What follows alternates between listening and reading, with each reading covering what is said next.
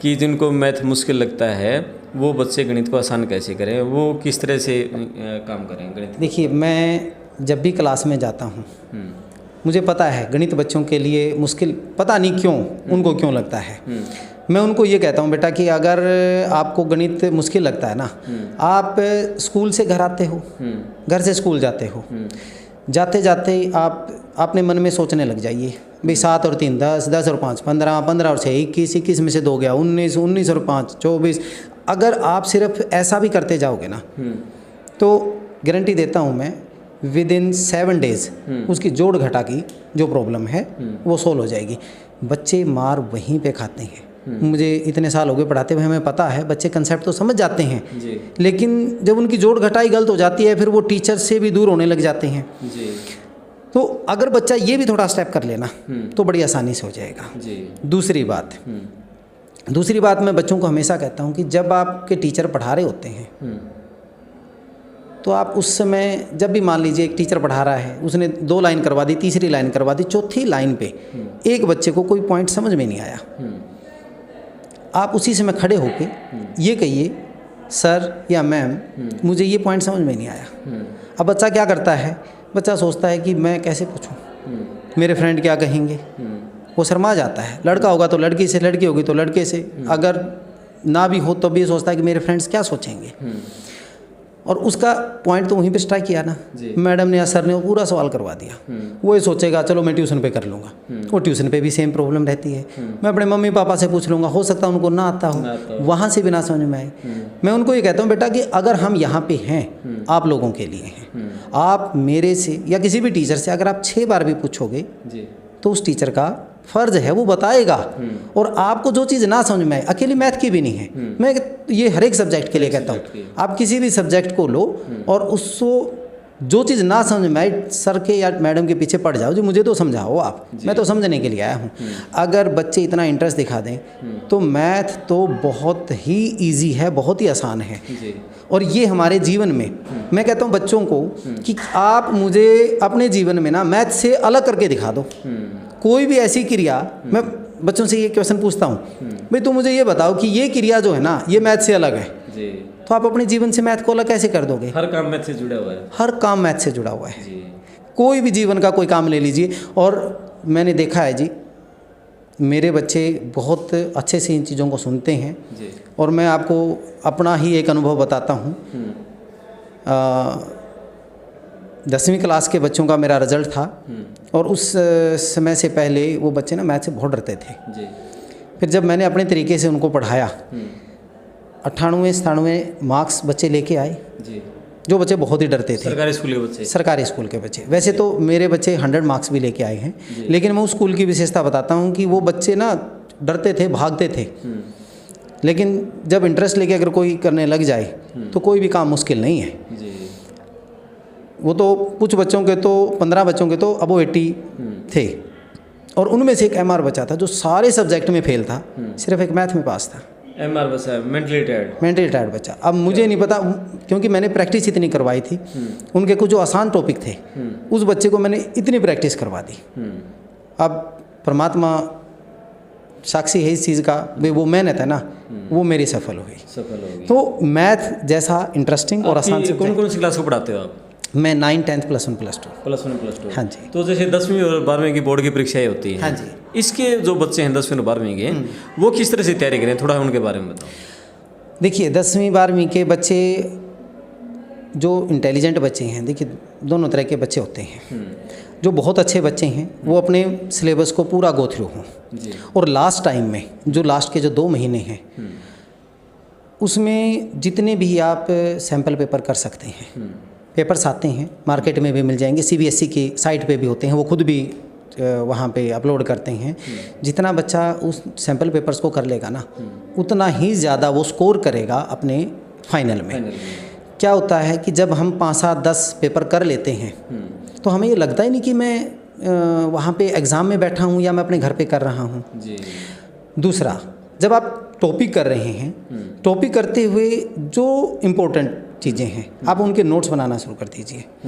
बच्चों की सबसे बड़ी कमी है कि वो नोट्स नहीं बनाते। जिस दिन बच्चों आपने नोट्स बनाना शुरू कर दिया ना, उस दिन आपको कोई भी सब्जेक्ट मुश्किल नहीं लगेगा, वो मैथ, साइंस, एसएस कुछ भी हो। तो आप इम्पोर्टेंट टॉपिक के जो हैं, जितने भी टॉपिक हैं उनके इम्पोर्टेंट नोट्स जो हैं वो बनाना शुरू कर दीजिए। मान लीजिए कोई फार्मूला है, डिस्टेंस का फार्मूला है, एरिया का फार्मूला है, आप लिख लीजिए। और जब आप अपने हाथ से लिख लोगे तो आप कभी नहीं भूलोगे। तीसरी बात, अब जैसे मिड टर्म एग्ज़ाम होते हैं या असेसमेंट टेस्ट होती हैं, मान लीजिए 20 नंबर का मार्क्स हुआ, वो टेस्ट हुआ, एक बच्चे के 18 नंबर आ गए, खुश हो जाता है, टॉप में है वो। तो वो क्या करता है, मतलब ठीक है क्लास में अच्छा खुश हो गया, लेकिन वो अपने जो 2 नंबर की गलती है ना उनको नहीं देखता। मैं बच्चों को ये कहता हूँ, आपने जो ठीक कर दिया उसके ऊपर तो आपका कॉन्फिडेंस है। जो 2 मार्क्स कटे हैं आप उनको ज़रूर देखें। अगर आपने उनको देख लिया तो उनकी गलती आप दोबारा नहीं करोगे। ये छोटी छोटी बातें हैं। और अगर जो मैंने अभी बताया, एग्ज़ाम से पहले वाले इम्पोर्टेंट नोट्स बना लीजिए। अगर आपके नोट्स होंगे ना एक जगह, आपको ना पूरे मैथ में जाने की ज़रूरत नहीं है या पूरे सब्जेक्ट में जाने की ज़रूरत नहीं है। आप सिंपल, अगर वो 2 पेज में है, 3 पेज में है, एक टॉपिक के 3 पेज में सारे आ जाते हैं, उतने में काम चल जाएगा। आपको बहुत ज़्यादा मेहनत करने की भी ज़रूरत नहीं है। करने की ज़रूरत नहीं है जी। और सबसे बड़ी बात है कॉन्सेप्ट क्लियर होना। ये सर ने जो बताया है, एक वाकया मैं बता देता हूँ आपको। 3 साल पहले हरियाणा बोर्ड में एक लड़के ने, जींद का लड़का था, उसने टॉप किया पूरे हरियाणा में 10वीं में। मेरी उससे बातचीत हुई, उसने बताया कि मैथ का एक सवाल और उस सवाल का कॉन्सेप्ट उसका क्लियर नहीं हुआ, और वो किसी प्राइवेट स्कूल में पढ़ता था। टीचर ने आंसर तो निकाल दिया लेकिन कॉन्सेप्ट उस बच्चे का क्लियर नहीं कर पाया। उस बच्चे ने 8 राज्यों के बोर्ड की ऑनलाइन किताबें डाउनलोड की और 8वें राज्य की किताब से जो डाउनलोड की उसने मैथ की, और तब वो उसका कॉन्सेप्ट क्लियर हुआ और तब बच्चा वो स्टेट में टॉप कर पाया। देखिए उसकी लगन थी ना, उसकी लगन थी। उसको ये पता था कि भी अगर मेरा ये कंसेप्ट नहीं क्लियर हुआ और बाई चांस ये क्वेश्चन आ गया तो मेरे तो मार्क्स कट जाएंगे। यही बात है, यही हम अपने बच्चों को, मैंने अपने चैनल पे जो सबसे पहले संदेश मैंने स्टार्टिंग में दिया था ना, अपने टीचर्स को भी, मैंने अपने टीचर्स साथियों को यही कहा था, भाई ये बच्चे हमारे भरोसे पे आते हैं जी। अगर वो आपसे 10 बार पूछे ना तो आप गुस्से ना हो, बिल्कुल गुस्सा ना हो, क्योंकि बच्चा ना टीचर से बहुत डरता है, पूछते हुए बहुत डरता है कि मेरा टीचर कहीं थप्पड़ ना मार दे। क्योंकि मैं इस चीज़ का भुगत भोगी हूँ। बचपन में मेरा जो मैथ का टीचर था बहुत ही अच्छे थे, आसपास के स्कूलों में मतलब वो सबसे टॉप में होते थे। महेंद्र सिंह जी थे, हमारे पड़ोस के गांव से ही थे। कौन से स्कूल में पढ़ते थे? मैं अपने गांव में पढ़ता था जी। कौन सा गांव? मेरा गांव मंगलपुर है, डिस्ट्रिक्ट जींद में है जी। हाँ, तो क्या हुआ, वो कोई सवाल करवा रहे थे जी। और ये 6ठी क्लास की बात है।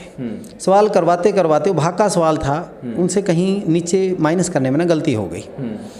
तो मैं खड़ा होके मैंने कहा कि सर यहाँ से गलत हो गया। उन्होंने सवाल की तरफ नहीं देखा, उन्होंने खींच के थप्पड़ दिया मेरे को। मैं बैठ गया, बच्चा था क्या करूं। अब वो जब लास्ट में सवाल नहीं हुआ तो आंसर तो गलत आना ही था। तब उन्होंने कहा कि सॉरी। हालांकि देखिए उस समय बड़प्पन कहता हूँ मैं उनका कि उस समय टीचर का सॉरी कहना एक बहुत बड़ी बात थी। नहीं तो टीचर तो 20-30 साल पहले ये मैंने 10th की है जी, 95 में की है जी। तो आप देख लीजिए, हाँ 27 साल पहले पूरा एक पीढ़ी बदल गई। हाँ, पूरी पीढ़ी बदल गई है। तो उस समय तो टीचर वैसे भी पीट देते थे। हाँ, तो मैं ये कहता हूँ वो फिर है ना, मेरे को दोबारा लाइफ में कभी उनसे दोबारा पूछने की हिम्मत नहीं हुई या मैं कहने की हिम्मत नहीं हुई। यही मैं संदेश सभी को देता हूँ कि आप अपने बच्चों को ना जब भी अगर वो पूछते हैं आप धमकाएं ना। आखिर में कोई 3 सूत्र मैथ के बारे में बच्चों को बताना चाहिए। आप वैदिक मैथ से अगर बात करोगे, दोनों के बताओ, वैदिक में भी नॉर्मल मैथ में 3 सूत्र 3 मंत्र आपके, ताकि बच्चे मैथ में अच्छा रिजल्ट कर पाए। अच्छा रिजल्ट कर पाएँ तो देखिए जी, मेरे लिए अगर मैथ की अगर बात करोगे, मैं हमेशा सभी को ये कहता हूँ कि पहाड़े आपको ना जी अच्छे से आना चाहिए। एक तो पहाड़ा हो गया, पहाड़ा तो सबसे ज़्यादा ज़रूरी है जी। मैं तो जब हमारे टीचर करवाते थे तो हमने 55 सेकंड से पहले 20 तक के पहाड़े सुना दिए थे। तो उसी चीज़ का फल है कि हम मैथ में आज अच्छे हैं। एक तो ये, एक दूसरा जो नोट्स बनाने वाली मैंने बात बताई है, एक दूसरा सूत्र ये बहुत अच्छा है। और तीसरा आपने बता ही दिया कि भी जो कंसेप्ट है वो कंसेप्ट वो क्लियर होना चाहिए। चाहे जैसे मर्जी हो, आप अपने टीचर से क्लास में नहीं पूछ सकते ना, तो क्लास के बाद अगर आप क्लास में शर्मा रहे हो तो क्लास के बाद जाके सर मैं सबके सामने नहीं पूछ सकता, आप मुझे बता दीजिए मेरे को समझ में नहीं आया।